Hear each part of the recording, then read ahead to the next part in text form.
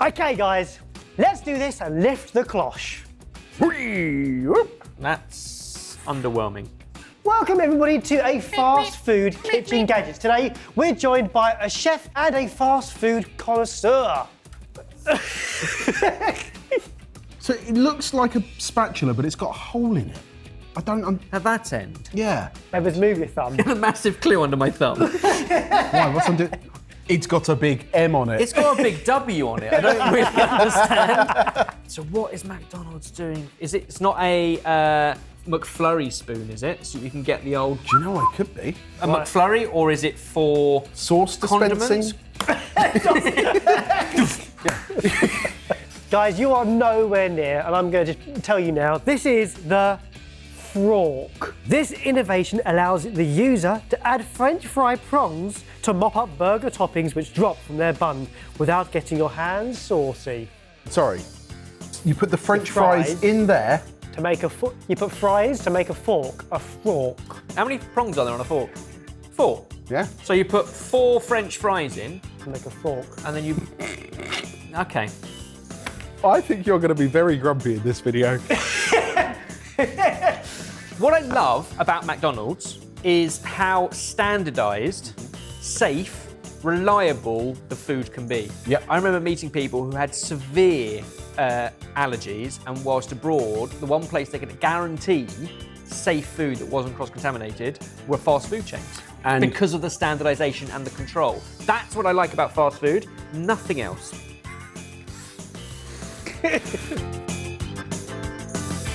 So hang on, you still need to get greasy fingers to prong it, and then you don't get saucy fingers to eat it. could you not put them in the microwave for a few minutes? Is that it? What do you mean, is that it? So now what? Got some ketchup.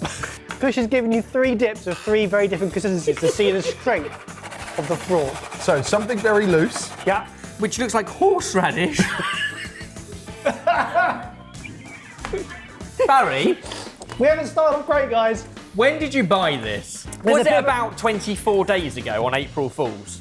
Well, the thing is, this is one of those things that they were giving away at McDonald's as a bit of a gimmick, but quite a long time ago, and so therefore we had to buy something that was originally free. Right. Well, No, it's just horseradish. He's literally just emptied condiments from his fridge. I don't know if that came from the fridge or his bum. But it's very fruity. Somebody is having a laugh, right? Because there is no part of the process that is easier. Not the loading, not the dipping, because it fell out on the loosest of condiments. You then have something that presumably takeaway is out and about. You then have to wash up before you take it home, yep. or you just throw it out. Whatever it is, I don't see how you win. Jamie, do you have any positive to bring to the Barry, video? I love it. I'm not sure I've ever seen cutlery in McDonald's, but they must have some for like the pancakes. So realistically, that's like the only piece of cutlery I've ever seen McDonald's Yeah, brand. right. I don't see the benefit of it because I've still got greasy fingers from picking up the fries to put in here.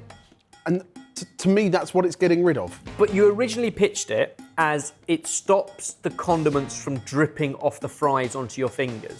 How much condiment are you putting on your French fry? And what consistency is it? Because they're all designed to be full of sugar so they stick to things. True. Well, let's get straight to it. How much do you think we spent on this item that was originally free? I mean, the fact that they had to give it away before tells you everything. £3? £22.95. 20. Sorry, dollars, that's much better. That's about £20. Yeah, about 20 quid. And is it worth £20 as a collector's item? Like because of Like the that novelty? silly Tesla beer that we bought. Yeah, exactly. Don't call it silly. What do you think of the frog? Comment down below. And before we move on to the next, here's the question. Are you... Or do you feel like a clown? An absolute clown. We've all been taken on a roller coaster of a laugh. You're taking the absolute Ronald McDonald, mate. I am. Right, well, this is starting exactly how I hoped. On to the next. Right, we ready? Next one. Evans, lift the cloche. My Number turn. 2. Yeah, go for it. Can't be worse than the last. Oh, Could God. be worse than the last. No, I think I know. Oh! Surely that's got to be for dispensing sauces in the right quantity quickly. So you go burger, burger, burger. Yes, Jamie! Portion control, sauce dispensing. This is a condiment dispenser. A calibrated portion control for condiment and sauce dispensing with a slim design and portability for commercial kitchens and fast food establishments, which ensure constant servings of ketchup with ease. Because portion control equals budget control. Back to my point about standardisation. Do you want some sauce? Yes. Some burgers? Yes. Actual Yes. sauce, not Yes. condiments. Yes. Okay, let's try a scenario. There's been 4 orders in Barry's Burgers. We need them right now. Stat. Get going, Jamie. Lift it up the top, squeeze in. We'd have probably done this bit before the orders came in. Mise en place. probably so. Dispense until you're ready to dispense. Oh, I'm was ready, ready. Evers. not hanging about. Evers, I'm primed. Order up.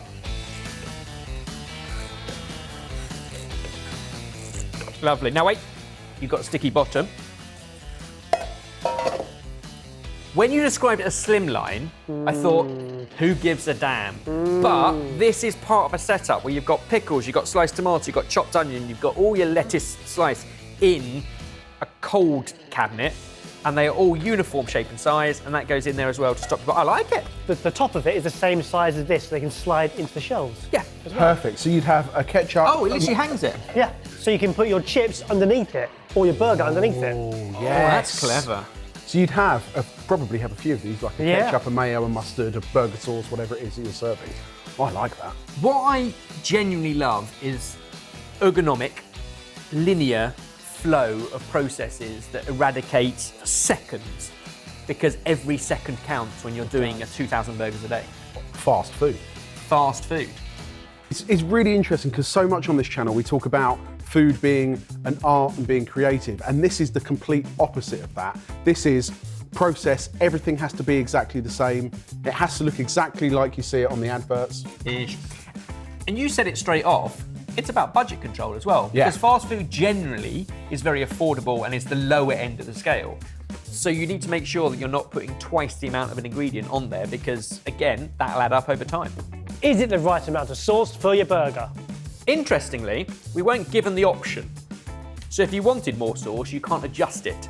It says it disperses in 2 sizes. Yeah. So you got a little nozzle. It's so simple. How much do you think we paid for the ketchup dispenser? By the way, this is a relatively premium version for a fast food one because it's been made for a very popular fast food franchise. Yeah, and fits into the very standardised, if you have a setup, you have to keep buying these. And these are more expensive than just plastic containers because they're a set size and it fits and it works. 45 quid. 45. I had 35 in my head. Just gonna check off camera. Are you sure? Have somebody move the decimal place. That's just so that. This is what Ed paid, just for clarity. £185.89. Wow. Wow. I'm not going to have one for my family barbecue. I'm not surprised. But if it's all you do, Yeah. all day long, 365, and you want to keep the tolerance of sauce to a minimal, Yeah. It saves you 2 pence of sauce per burger, and you're selling thousands of burgers. That will pay for itself. Yeah. in how long? Very quickly. 2 pence? Yeah, very quickly. Yeah. And you can see why fast food joints charge you extra for a little sachet sometimes Yeah. of ketchup. So I have one question for you. Is it the Burger King of condiments or a total drip? It's the Burger King of compliments, but you have to have the wealth of a Burger King to be able to afford one. Something we didn't address. How ergonomic the handle is. Oh, Because yeah. if you're doing an 8-hour shift in one of these places, it needs to be efficient. And the angle at which it is made, everything has been thought about. That is not straight. Nope. That is a 10 degree or so down. Like, everything has been thought about to save you and your workforce time, energy, effort. It's got to be worth that. It's the Burger King of condiment what's-its. Wow. Incredible. What a turnaround. Should we bring a third out? Sure. Are you going to put something under the cloche? Please, lift the cloche and open the bag. Oh, and open the bag. It hasn't been as used as many of these that I've seen on the streets. Do you know you have to buy them? There's a market, a second-hand market for Uber Eats, delivery bags and things like that. So it's I was going to say a cooler bag, but just an insulated bag, i.e. if you put hot things in it, it would stay hot, and if you put cold things in it, it would stay cold. But then there's a plug. A plug, so does that mean it's got a heating element? I'm thinking from fast food perspective, it's a heating element to keep food hot whilst it's being delivered. And like a hot water bottle, keeps your driver's back warm. Spot on, guys. This is the Olidon insulated heated delivery bag. The best choice for transporting meals that arrive just as hot and delicious as they were when they left the kitchen. Designed with high-performance insulation and a built-in heating element, this spacious, heavy-duty delivery bag ensures temperature control from pickup to drop-off. What I like is it's got a cigarette lighter on it, right? Yep. So you could literally plug it into your car and put it on the passenger seat, put the seatbelt on, and drive it responsibly to your delivery location. Imagine a Chinese takeaway, an Indian takeaway, you've got everything stacked up in there, but it has to go a fair way, especially if you live out in the sticks. So let's get that heated up, and then our scenario. We have 2 delicious burgers. They need wrapping, packing up, and delivering. As we're packing this up, I have a slight question about this. Yep. I'm getting a nice takeaway delivered to my home from a local Turkish restaurant. And in it, I've got some nice grilled meat, got some nice halloumi, things I want to keep warm. But I've also got some salads, some tzatziki, I've got some baba ganoush, I've got bits and pieces that I definitely don't want to get warm. You want them in a separate bag, don't you? What I want is a hot things kept warm and cold things kept cold, not to put everything in a hot box. Because when you pick up a delivery, you don't know what's in that order. And if it includes cold drinks, cans of soda, you don't want to heat them up. I think this is more for the restaurant who also deliver and don't use a third party to do so. So they know, I guess. That's very valid. From a practicality perspective, Barry, I'm really enjoying the double handle. So one up here, but I've got pizzas in mine. That's okay. I can hold it flat this way as well. Plus, look at this, look at this, look at this. Triple handle. That, yeah. Seatbelt. Seatbelt That's a seatbelt thing. So the seatbelt goes through there, and then if you have to brake hard, don't worry, the food's not going. You're laughing, but I think if I was going to buy an insulated delivery bag, that's what I'd be looking for. One thing to mention, hot holding requirements in restaurants in the UK is 63 degrees Celsius. Correct. This gets to 60, so not quite hot as a hot hold, but doesn't need to. It's in transit, so it should get up to 60 degrees. Interesting. That sounds quite hot. It's hotter than a bath. Yes, a lot hotter than, but you wouldn't. I wouldn't want a bath that hot. You wouldn't bath in it, no. I don't think you would. But is it okay for burgers? But you could almost poach an egg in it. Jay, I mean, I'll be honest, our burgers aren't even that warm, but should we put them in? Let's send it off to ourselves. While we warm those burgers up in a bag. Yeah, we're literally warming them up as opposed to keeping them warm. Lovely. Nice. Any more for any more? One more! You'll be happy to know that we're now branching out of burgers. We're opening a new joint. Lift the cloche. New joint. Oh, God. I think I know. Is it a barber's? Barbers! That's just a spinning blade. That is just a spinning blade. That is so dangerous. Presumably, that is for some sort of spinning doner or shawarma. It's got to be for kebabs, right? It is. It is the Quattro Supercut 2 electric kebab knife slicer. It is designed to give outstanding performance day after day in all busy fast food establishments, ideal for kebab shops, fast food outlets, for slicing doner and shawarma. So obviously, the other option is a really long, thin knife, and it's often very long and thin, and it's long slicing action. Whenever we do it with a knife, it doesn't quite have the same effect, does it? No, I mean, when you see the knives that they use in lots of kebab shops, they look more like swords. Yeah. And I think that's what we're missing at home. Razor sharp, super thin, and a lot of practice. Whereas this, in theory, we'll be able to give it a go straight off the bat. There's the kebab coming down the stairs. You've outdone yourself, Baz. I have done Kush nothing. has outdone himself. Exactly. He's pulled out all the stops. Be Careful, that thing is very, very sharp. The blade spins at 2,600 RPM and should cut you wafer thin shawarma. Do we reckon down? Yeah, so you've got the bit at the bottom that allows you to rest that against the meat and then drag down so you cut the perfect thickness. The thickest is 8mm, the smallest is 1/2 mil. 1/2 mil? 1/2 mil. Now, as you go, you've got a guide and you've got a bucket to catch it in.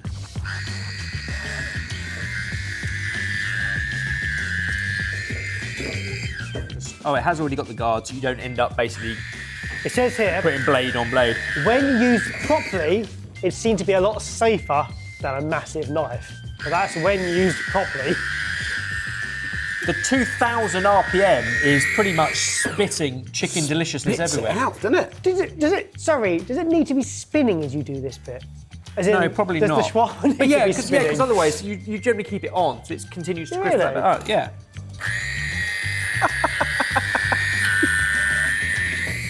It's a lot of fun, Baz. Shall I make one? Fair bit. Oh, crispy bits, soft thigh bits. Now it's meant to be a lot more uniform as well, rather than as you're carving down you might accidentally get a big chunk. This enables you to portion control. Interestingly, I was reading something the other day about people making their own doner meat at home, whether it was lamb or chicken, and talking about the difference between freshly made doner meat or shawarma, and it will be a bit more separated, Yep. rather than the homogenous Yeah. ones that you see in really cheap kebab shops. You get the big old lines. That would be perfect for that. It would, wouldn't it? It's always going to be a bit more bitty when you've got something fresh. Look at that. There you go, Jay. Might be left-handed. Oh no, there you go, there you go, there you go. What I want to do is get into some You of need a that. flat edge, didn't you? to work You on? need the right angle on the guard. Yeah. Definitely takes a little bit of getting used to, and when you get the right angle, you'll get the right thickness, and you can play around with the settings. I feel like it's a good shape and size. I think what's interesting, if we stop it there, is once you get through the crispy bits on the outside, you actually have nice succulent thigh meat inside. That's the bit I'm interested in. Dollop of yogurt, Yeah. fresh mint, pickled onion, fresh onion, and a really fruity, delicious, vibrant chili sauce. Cheers. Cheers, Baz. Cheers. Great. It's going to be no surprise to you, Baz. This is epic. So you think we should move into the kebab market rather than the burger market? I think maybe. This is for me where fast food gets a bad rap. Because sushi is fast food, Yep. and this is fast food. And if you've got excellent meat, well seasoned, in a wrap with loads of salad, loads of yogurt, that is absolutely delicious and nutritious fast food. Brilliant. It'll be really interesting to know how long that stays sharp for. Because yes, it's spinning at 2,600 times a minute, but if it's not sharp, you're just going to be ripping the meat and tearing it. Yeah, I think the blades are relatively easily replaceable as well. This is delicious. The shawarma marinade is almost like that one we have on Sidekick. Oh, I think it might be. Lean downstairs. Get in there. We've turned this video around. How much do you think we spent on the slicer? I think that's £100. You reckon? No. One blade, one attachment. I think that's the same as a power drill. £65. Interesting. £106.80. Quite close. Yeah, yeah. And does that change your mind at all? It's not for a family barbecue. It is 100% for a small business. Yeah. £100 as an investment, probably less than you'd spend on a really good knife to Yeah. do the same job. Okay, moving on to the question, and it's a worldie because I didn't write it, Ed did. Is this kebab-absolutely wonderful or just an utter she show? Well done, Ed. Good. Well Good done, work. Ed. It's kebab-absolutely a lot of fun. Is it the best gadget I've ever used? No. But then I've got nothing compared to it. It's the first one I've ever used, and I really like it. I completely agree, Evans. I think it's great. It's kebab-absolutely wonderful. Brilliant. Oh, what's that noise? I think our delivery's here. Well, first good thing, Baz. The outside is not hot. But does that mean the inside is Also hot? worrying. Thermometer in. What are we at? How hot are we? It's not looking great, Baz. What do you mean? We're just under half of what you said. It's not quite 30 degrees in there. Okay. Okay, so it's not as warm as we expected, but it's warmer than this room. Only because the but sun's it's not warmer- shining. it's warmer- Honestly, it'd be warmer left in the sun. Right, On a but hot summer's day. Compared to a normal delivery bag, which would be room temperature, and the burgers you put in, the only heat source, remember, we're comparing this to a non-heated bag. Why can't we compare it to a good heated bag? However, it started at 26 degrees, so it's only gone up 4 degrees. So yeah, put your hand in there. I've stuck my finger in this burger and it's really cold. Not even warm enough to steam my glasses up. I'd have a bath in that. and I'd be chilly. Okay, are the burgers at all warm? No, I mean, they would, to be fair to the bag, they weren't warm when they went in. Yep. And if they were, then maybe the bag would insulate them. But the bag itself is barely hitting 30 degrees and is not, in the half an hour we've given it, and I mean, you may have the instructions, maybe, does it need 2 hours of preheating? I think your point earlier, Ben, was on point of the fact that if you put cold things in it, it's going to warm them up. The whole point of an insulation bag is it keeps things where they're at. Do they need to be heated up? Except that's what it's selling.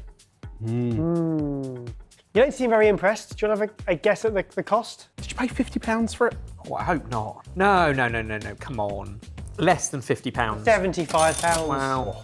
I mean, again, if it's your job and it's all you do is spend hours each day delivering food and you need to keep it warm, a sturdy, insulated bag is important. Yep. I don't think that heat function adds anything. Is this the hottest gadget on the market, or is it insulate to the party? It's going to make you insulate to the party. Yeah, I agree. Oh, I had such high hopes for this video. I'm so sorry. Can we go back to the shawarma? What do you guys think? What was your favourite gadget? Let us know. Also, any more fast food gadgets, then send them our way. Otherwise, like this video if you like this video.